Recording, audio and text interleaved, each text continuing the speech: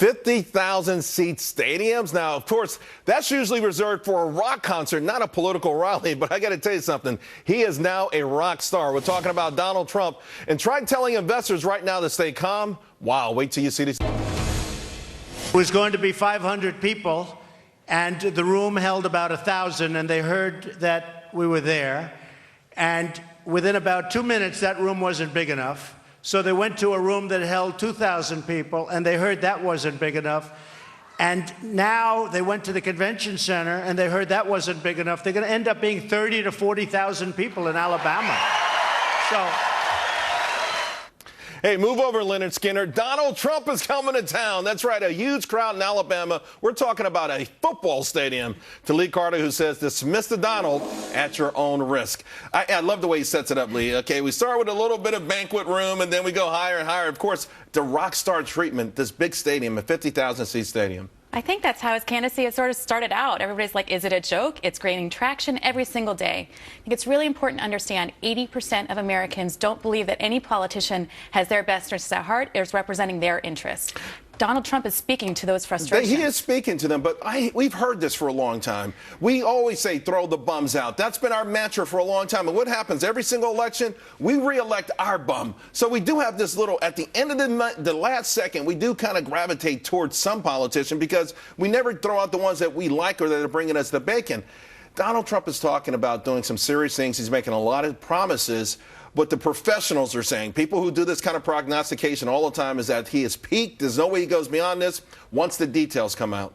You know what? I actually think that people should do that at their own peril. I really don't think that we should dismiss Donald. He's got staying power because he's got buying power, and he's not going anywhere. And he's speaking of things that really matter to the American people. Do I think he's going to win? No. But he's certainly setting an agenda. But why not? Why wouldn't he win then? After all the accolades you just laid out for him, why? And then you say, but he wouldn't win. Okay, so here's the deal. When you look at the polls, he's winning in the polls.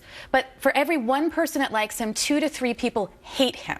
So we're back to that unfavorability thing. Mm-hmm. You know, I'm told that Bill Clinton had some high unfavorables as well, and it didn't matter. He was elected and then reelected.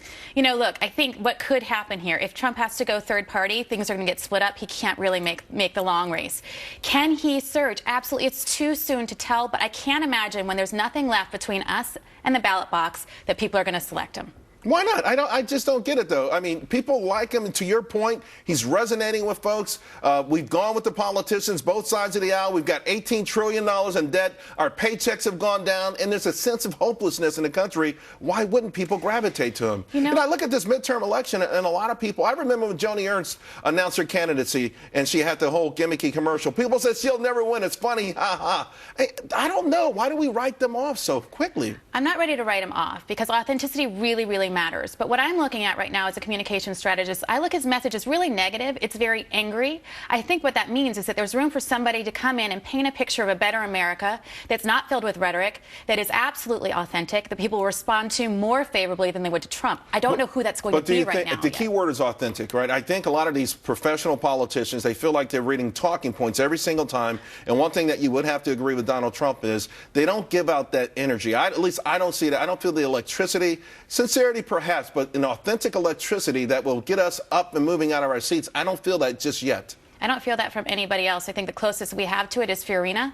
If Biden enters the race, then maybe we'll see it on that side. Bernie Sanders, maybe to a limited extent. But on the Republican side, you really do not see it. All right, Lee, I got to tell you, it's exciting. You must be having a lot of fun. I am. This is a great time. All right, cool.